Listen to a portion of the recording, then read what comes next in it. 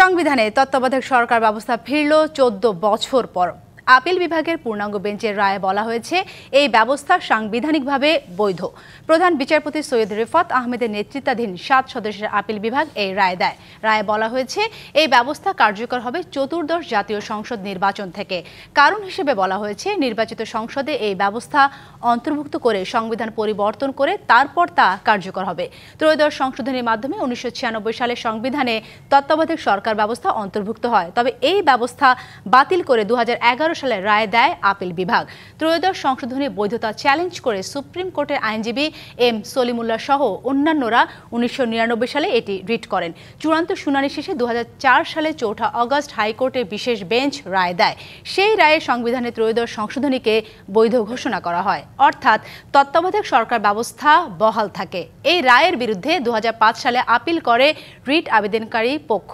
এই আপিল মঞ্জুর করে 2011 সালে 10 মে আপিল করে সে সময় প্রধান বিচারপতি এবিএম খায়রুল হকের নেতৃত্বাধীন 7 সদস্যের আপিল বিভাগ তত্ত্বাবধায়ক সরকার ব্যবস্থা বাতিল করে দেয়। 2011 সালে সংবিধানে পঞ্চদশ সংশোধনী পাশ হলে বাতিল হয়ে যায় সেই ব্যবস্থা।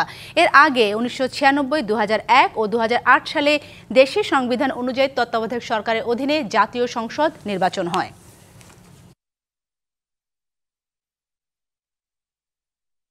তত্ত্বাবধায়ক সরকার ব্যবস্থা সংবিধানে 1996 সালে ত্রয়োদশ সংশোধনীর মাধ্যমে আনা হয়েছিল।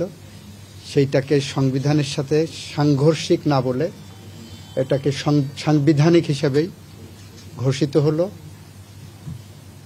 তত্ত্বাবধায়ক ব্যবস্থা বাংলাদেশের গণতন্ত্রের জন্য একটি সহায়ক ব্যবস্থা হিসেবেই হয়তো ফুল জাজমেন্টে আসবে। দিনের ভোট রাতে হবে না, মৃত মানুষ এসে ভোট দিয়ে যাবেন না, এরকম একটি গণতান্ত্রিক মহাসড়কে চলা শুরু করলেন বলে আমরা মনে করি। এইটা বাস্তবায়িত হয়েছিল 1996-এ। উনি পরিষ্কারভাবে উল্লেখ করেছে 1996 সনে এই যে আর্টিকেল 58(1), 58(2) সেখানে যে এই ব্যবস্থা প্রবর্তন করেছিলেন এবং যেটা পরবর্তীতে এই 13 অ্যামেন্ডমেন্টের জাজমেন্টে বাতিল করেছিলেন, সেটা আবার তিনি পুনঃপ্রবর্তনের কথা বলেছেন এবং পুনর্বহাল করলেন।